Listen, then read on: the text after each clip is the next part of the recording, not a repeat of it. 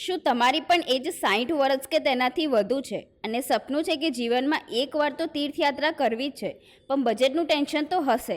તો હવે તમારી યાત્રાનું સપનું એ સરકારના સહારે પૂરું થશે. ગુજરાત સરકાર લાવી છે યાત્રી સહાય યોજના. હવે ગુજરાતના શ્રદ્ધાળુઓ માટે દેશના પવિત્ર તીર્થો પર દર્શન કરવું બનશે સરળ અને સહેલું. સરકાર આપશે તમને યાત્રા માટે નાણાકીય સહાય. બસ અરજી કરો અને યાત્રા માટે તૈયાર થાઓ. જેમાં છે પ્રવેશ તીર્થ યાત્રા યોજના. આ યાત્રામાં ગુજરાત સરકાર દર વર્ષે 30,000 યાત્રીઓને આરોગ્યમાન તીર્થ સ્થળે મોકલે છે. ટ્રેન, બસ ભાડું, રહેવું અને ભોજન બધાની સહાય આપવામાં આવે છે.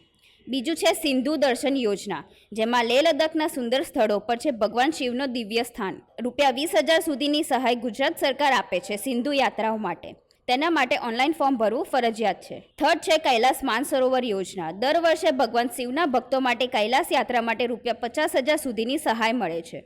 આ યાત્રા એ વિદેશ મંત્રાલય દ્વારા પસંદ પામેલ અને ગુજરાત રાજ્યના વસવાટ કરતા યાત્રીઓ માટે જરૂરી દસ્તાવેજ સાથે છે. ચોથું છે શ્રી રામ જન્મભૂમિ યાત્રા યોજના. હવે અયોધ્યાના દર્શન માટે પણ ગુજરાત સરકાર સહાય આપે છે. તમારા આખા ગ્રુપ માટે પણ લાભ મળે છે. આ દરેક યાત્રાઓનો લાભ મેળવવા માટે તમે સિમ્પલ રજિસ્ટ્રેશન કરાવીને મોકલી શકો છો. તો આ રીલ તમે તમારા ગ્રેન્ડ પેરેન્ટ્સને બતાવો અને એમને પણ યાત્રાનો લાભ મેળવવા માટે પ્રોત્સાહન આપો.